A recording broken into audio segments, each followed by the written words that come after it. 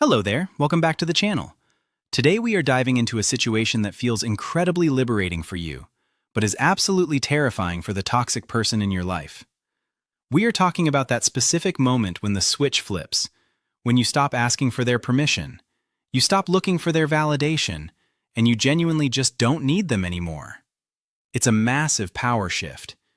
You might think they would just walk away and leave you alone once they realize they aren't useful, but that is rarely what happens. Instead, you usually see a chaotic explosion of behavior because their entire sense of self is crumbling right before their eyes. When you become independent, it hits them in the gut. You have to understand that these individuals don't view relationships the way healthy people do. They view connections as a fuel source. It is purely transactional. When you stop needing them, the emotional supply that fed their sense of importance dries up. They aren't just sad that you're pulling away. They are panicking because their ego is starving. They can't survive without someone constantly reflecting their greatness or absorbing their abuse. So when you stand on your own 2 feet, they take it as a personal attack on their survival. The first thing you'll likely notice is a sudden, confusing wave of kindness.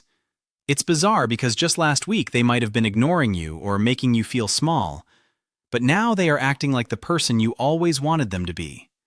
They sense you drifting away, so they try to reel you back in with sweetness. It feels desperate and sticky. You might come home to find they've done the dishes for the first time in 6 months, or they're suddenly interested in that hobby of yours they used to make fun of. It's a trap, designed to make you doubt your decision to distance yourself. You get a text message out of the blue at 11 p.m., and it's not an argument, but a nostalgic song link or a photo of a memory you shared years ago. They might say something like, "I was just thinking about how much we used to laugh." It messes with your head. You start wondering if maybe you were wrong about them, or if they've finally changed. But this isn't change. It's a strategy. They are recycling every tactic that once worked, hoping one still pulls you back into the orbit. If that sugary sweetness doesn't work, they often flip the script entirely and become the victim. This is where things get really messy and emotionally draining. Since they can't control you with strength anymore, they try to control you with pity. They need you to feel bad for them because guilt is a powerful leash. If they can make you feel responsible for their well-being, they know you'll stick around, even if you don't want to. Suddenly, they have a mysterious illness that the doctors can't quite figure out, or they are going through the worst week of their life at work. You pick up the phone and hear them sobbing, talking about how everyone has abandoned them and how their life is falling apart. It's heavy, and it tugs at your heartstrings because you are a decent person with empathy. They weaponize your empathy against you. They want you to drop everything, rush to their side, and fix their problems, proving that you are still under their thumb. When the pity party fails and you still hold your boundaries, the mask completely falls off, and you see the rage. This isn't just normal anger, it's a toddler-like tantrum coming from a grown adult. They are furious that their old tricks aren't working. You aren't playing your role in their script anymore, and that makes them lose their absolute mind. They might start picking fights over things that make zero sense, just to get a rise out of you. You're sitting there calmly drinking your coffee, and they start screaming because you bought the wrong brand of milk, or because you didn't look at them the right way. Doors get slammed, things get thrown, and the insults become personal and nasty. They are trying to provoke you into a reaction, any reaction. To them, even your anger is better than your indifference. If they can get you to scream back, they win, because they've successfully dragged you down to their level of chaos. Another common reaction is the smear campaign. If they can't control you, they will try to control how other people see you. This is their way of doing damage control for their own image. They are terrified that if you are independent and happy, people will realize they were the problem all along. So, they start rewriting history to anyone who will listen, painting you as the villain, the crazy one, or the abuser. You walk into a family gathering or a meetup with mutual acquaintances, and the energy feels off. People are looking at you sideways, whispering when you leave the room. You find out later that your ex or that toxic family member told everyone you've been unstable, that you're on drugs, or that you stole money from them. It's hurtful and unfair. They are preemptively striking your reputation so that if you ever tell the truth about what they did to you, no one will believe you. Then comes the replacement phase, which is intended to make you jealous. They want to show you that you are easily replaceable and that they are doing just fine without you. They will rush into a new relationship or a new friendship group at lightning speed. It looks incredibly fake because it is. They are just grabbing the nearest person who will give them the attention they are craving since you cut them off. You open social media and see them posting selfies with someone new, using the exact same captions they used to write about you. They are declaring their soulmate status with someone they met 2 weeks ago. It's a performance art piece curated specifically for an audience of one, you.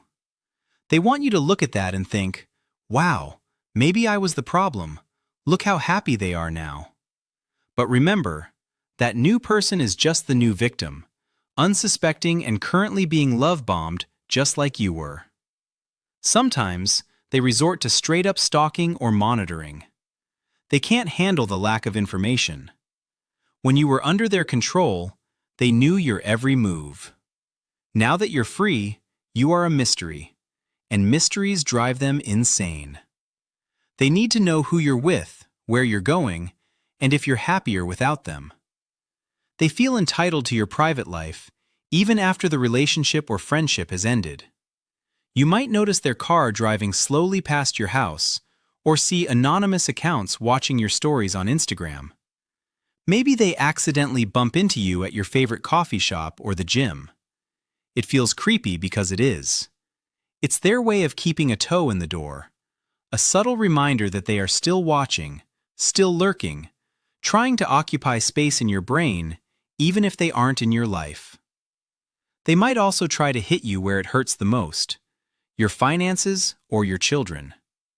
If you share responsibilities, they will use those as weapons.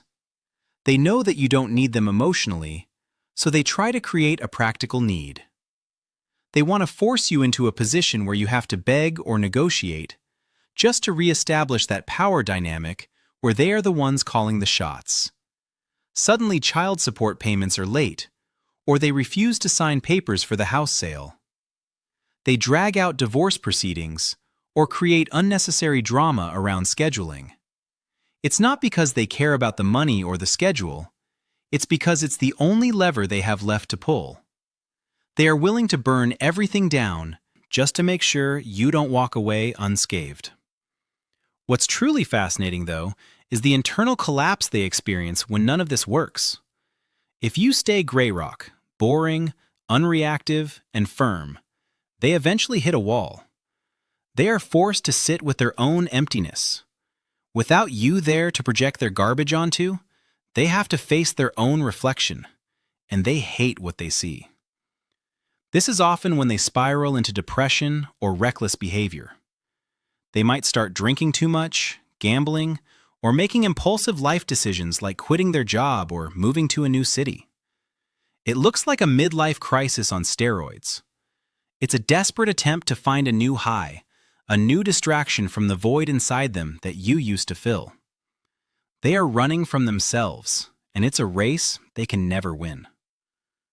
The most important thing for you to realize during all of this is that their reaction has nothing to do with your worth.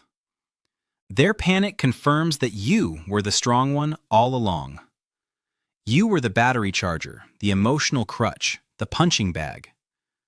When you removed yourself, the structure of their life became unstable. That is not your fault, and it is certainly not your responsibility to fix. You might feel a pull to check on them, especially if they play the "I'm falling apart" card effectively. It's natural to feel guilt when you see someone struggling, but you have to remind yourself that their struggle is a direct result of their refusal to grow up and take responsibility. If you go back now, you are just resetting the cycle. You are handing them the fuel hose back and saying, "Here, drain me again." It is incredibly hard to watch someone you once cared about, or maybe still care about, act this way. It's messy, it's loud, and it's embarrassing. But this behavior is the closure you never got with words. Their actions are screaming the truth. They never valued you as a person. They valued you as a utility. And now that the utility is gone, they are malfunctioning. So, when the texts come in, or the rumors start swirling, or they show up with a new partner, take a deep breath. Don't engage. Don't defend yourself to people who are committed to misunderstanding you. Don't try to explain your side to the narcissist, because they aren't listening to understand. They are listening to find ammo.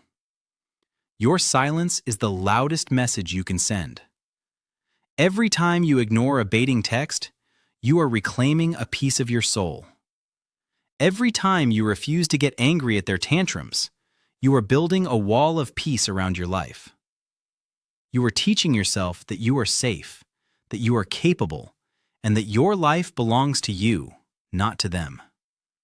The peace you find on the other side of this chaos is worth every awkward moment and every uncomfortable feeling. You are breaking a pattern that might have existed for years. You are stepping out of the fog and seeing reality clearly for the first time. They will stay in their cycle of chaos, repeating the same toxic loops with new people. But you are free to move forward. Thanks for being here today.